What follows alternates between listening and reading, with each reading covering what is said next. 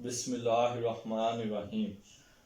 अब हम अपने टॉपिक को कंटिन्यू कर रहे हैं। ये मैं आपका लेक्चर ग्राफ पर दे रहा हूँ, ठीक है। ग्राफ पर मैं आपका एक और लेक्चर देकर आ चुका हूँ, उसको आगे मैं कंटिन्यू कर रहा हूँ। वो आप ज़रूर लीजिएगा। अगर आप पहली दफ़ा ये लेक्चर लेने लगे हैं, उससे पहले आप वो लेक्चर ज़रूर लीजिएगा। वो आपका मैं लिंक आपको मैं डिस्क्रिप्शन में सेंड कर दूंगा। आप वहाँ से देखकर वो पहले लेक्चर लीजिएगा, फिर आप इस लेक्चर पे आइएगा। लिहाजा मैं अपना लेक्चर स्टार्ट करता हूँ।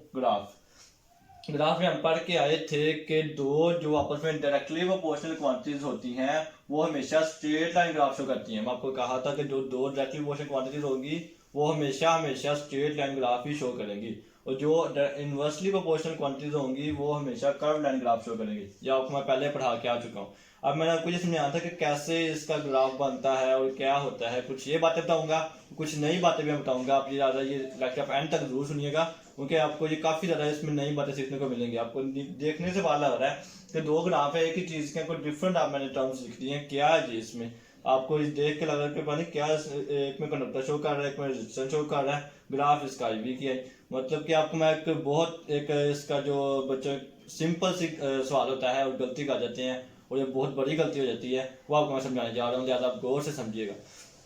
ग्राफ के अंदर मैं आपको एक ओहम लॉ की एग्जांपल दी है। ओहम लॉ में हमने पढ़ा है जो current is directly proportional to the potential difference cross the ends of the conductor. मतलब कि जो करंट है वो डायरेक्टली प्रोपोर्शनल होता है पोटेंशियल डिफरेंस के। ये तारीफ दी गई थी ओहम लॉ की। यहाँ में लिखा जी current is directly proportional to potential difference, ठीक है। तो उसके लिहाज से जो इसका कांस्टेंट आता है वो G आता है, जिसे हम कंडक्टेंस कहते हैं कि किसी मेटल की कंडक्टेंस कितनी है, कि उसे कितना करंट पास कर सकता है। लेकिन हमारी जो कि 10th क्लास की बुक में उसमें क्या गलती की गई है, उसमें I डायरेक्टली प्रोपोर्शनल V, तो इसको इक्वल रख दिया उन्होंने और लिख के कि हमारे पास V is directly proportional to I। लेकिन V is directly proportional to I जो है ये हमारे पास वो डेफिनेशन के अकॉर्डिंग बिल्कुल गलत है। डेफिनेशन हमें क्या कहती है? डेफिनेशन हमें ये कहती है कि current is directly proportional to potential difference, ठीक है। उसके लिहाज से हमारे पास कौन सा आता है? कंडक्टेंस। जो कंडक्टेंस है वो रेजिस्टेंस के रेसिप्रोकल है, कि रेजिस्टेंस जितनी ज्यादा होगी कंडक्टेंस उतनी कम होगी, कंडक्टेंस जितनी ज्यादा होगी रेजिस्टेंस उतनी कम होगी।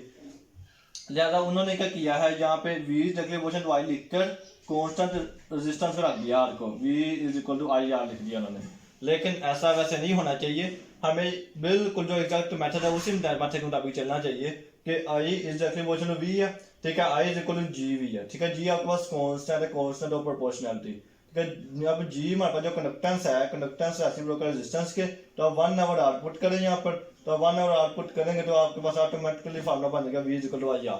आपका सवाल गलत भी नहीं होगा, सही हो जाएगा, ठीक है। और आपके पास आखिरकार जो आपका फार्मूला आएगा V is equal to IR, ये आपकी बुक में भी लिखा होगा। ज़्यादा आपने इस बात पर जरूर ध्यान रखना। अगर हम I is directly proportional to V रखें तो हमारे पास कौन सा आता है? G, या फिर कौन सा 1 आवर आ जाएगा, ठीक है। V directly proportional to Y रखेंगे तो हमारे पास ऐसे रख नहीं सकते, लेकिन रखेंगे तो R रेजिस्टेंस कॉन्स्टेंट आ रहा है, रेजिस्टेंस हमारे पास आ रहा है, हमारे पास कॉन्स्टेंट आ रहा है। लिहाजा आप इस पे ये जो डेफिनेशन है उसके अकॉर्डिंग यही है कि current is directly proportional to potential difference. अब मैं आपको पीछे बता कर आया था कि अगर आपने किसी ग्राफ की स्लोप निकालनी है तो आप उसकी y एक्सिस वाली टर्म को x एक्सिस वाली टर्म से आप उसको डिवाइड कर देंगे तो आपको स्लोप आ जाएगी। अब देखें स्लोप ऑफ IV ग्राफ, जो हमारे पास पहले टर्म होती है वो y एक्सिस वाली होती है मोस्टली, ठीक है। मेन मतलब कि पहले हमारे पास जो टर्म होती है वो y एक्सिस वाली होती है, ये वाली टर्म जैसे कि करंट है ये y एक्सिस वाली टर्म होगी, ठीक है। उसके बाद जो टर्म होती है वो हमारे पास होती है x एक्सिस वाली। तो जब हमने y एक्सिस वाली टर्म को अब x एक्सिस वाली टर्म पे डिवाइड करेंगे तो जो हमारे पास आंसर आएगा वो हमारे पास इसकी स्लोप डिराइव करेगी, ठीक है। जैसे मैंने पूछा है स्लोप ऑफ IV ग्राफ, जब मैंने I को V पे डिवाइड किया, जैसे यहाँ से अगर मैं करूँ यहाँ पे V मल्टीप्लाई हो रहा है, यहाँ पे आगे डिवाइड हो जाएगा तो G कंडक्टेंस शो करेगा। ये ग्राफ, इस ग्राफ की स्लोप कंडक्टेंस शो करेगी। लेकिन अगर मैं यही सवाल आपसे इन्वर्स कर लूँ कि स्लोप ऑफ VI ग्राफ पूछ लूँ तो कंडक्टेंस गलत हो जाएगा, उनके उसमें V आवर I जो है V यहाँ पे I मल्टीप्लाई हो जाएगा डिवाइड हो जाएगा, वो रेजिस्टेंस शो करेगा। ज़्यादा ये बहुत ही मेन बात है, बच्चे गलती करेंगे। हम कोई बच्चे से सवाल पूछे ना कि जो 9th का बच्चा हो 10th का बच्चा हो जिन्होंने ओहम लॉ पहली दफ़ा पढ़ा है, या मोस्टली सेकंड ईयर के बच्चे भी, कि VI ग्राफ क्या शो करता है या IV ग्राफ शो करता है, क्या शो करता है, वो बस ये करेंगे चाहे ohm law resistance resistance resistance, कोई भी इसके बारे में सोचता नहीं है। और किसी को मोस्टली नहीं पता होता इस बात का। और ऑलमोस्ट मेरे ख्याल से 70% बच्चे इसका आंसर डिस्टेंस लगाएंगे IV ग्राफ का भी, लेकिन उनको नहीं पता होता इन बातों का। तो आपने इन पर जरूर फोकस करना है, गौर करनी है। जैसा कि आपके सामने है कि IV ग्राफ क्या शो कर रही है, इसकी स्लोप कंडक्टेंस शो कर रही है, लेकिन VI ग्राफ की स्लोप क्या शो कर रही है, रेजिस्टेंस शो कर रही है।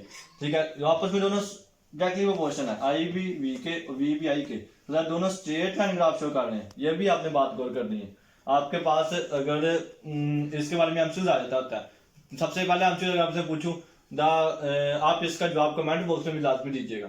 ठीक है, अगर मैं आपसे सवाल पूछूं the slope of IV graph is, ठीक है, IV ग्राफ की स्लोप क्या होगी हमारे पास, ये आपका पहला सवाल है। ठीक है, तो आपके पास नीचे आंसर हो रेजिस्टेंस, नीचे आंसर हो कंडक्टेंस, ठीक है, उसके बाद आपको बोल्टमैन्स कांस्टेंट हो, डिफरेंट किस्म के ऑप्शन हो और भी। ठीक है, तो वो दिया हो रेजिस्टेंस भी कंडक्टेंस भी, तो बोल्ट भी आंसर नहीं हो सकता। IV ग्राफ हमेशा उसकी स्लोप कंडक्टेंस शो करेगी। और the slope of VI graph अगर आपके पास क्वेश्चन आ गया तो वो हमेशा उसका आंसर रेजिस्टेंस होगा, हमेशा उसका आंसर क्या हो गया, रेजिस्टेंस होगा। ज़्यादा आपने इन बातों पर जरूर फोकस करना है। और इससे रिलेटेड आप मुझसे कोई भी सवाल पूछ सकते हैं कमेंट बॉक्स में, कि कोई आपस में डायरेक्टली बोलना आप क्वांटिटीज हो आपने पढ़ी हो, ठीक है, और उनके दरमियान आप स्ट्रेट लाइन ग्राफ ना आता हो। अगर आप अभी आप मुझे सोचेंगे, आपके दिल में जरूर ये सवाल आना भी चाहिए कि हमने नॉन ओमिक सब्सटेंसेस भी होती हैं, फिलामेंट लैंप हो गया, थर्मिस्टर हो गया, उनमें स्ट्रेट लाइन आती नहीं, उनमें जाकर स्ट्रेट लाइन कुछ फिलामेंट लैंप पे ऐसे बंद कर जाती है। ठीक है, कुछ ग्राफ्स होते हैं मतलब कि उसके अंदर जाके स्ट्रेट लाइन ग्राफ नहीं आता है, ऐसे ग्राफ बना होता है। किसी में सेमीकंडक्टर में जाके ग्राफ ऐसे शुरू होता है और ऐसे जाता है, ये तो हमारे पास स्ट्रेट लाइन ग्राफ ना होगा, ये भी हमारे पास I और V के दरमियान है। लेकिन आप ये भी तो सोचे ना कि ओहम लॉ हम पढ़ रहे हैं, ओहम लॉ में current directly proportional to voltage है, ठीक है, पोटेंशियल डिफरेंस है। ठीक है, जब भी आपस में डायरेक्टली प्रोपोर्शनल होगी तो हमेशा स्ट्रेट लाइन ग्राफ देंगे। तो मैंने सही कहा यार, जो आप अगर ग्राफ बना रहे हैं किस कंडक्टर के लिए बना रहे हैं, जो ओहम लॉ बे करेगा और उसके लिए बनाएंगे तो हमेशा स्ट्रेट लाइन ग्राफ आएगा। जो बे नहीं काटा, कोई लॉ को कोई चीज़ बे नहीं काटी, तो वो कैसे स्ट्रेट लाइन ग्राफ देगी, फिर नहीं दे सकती।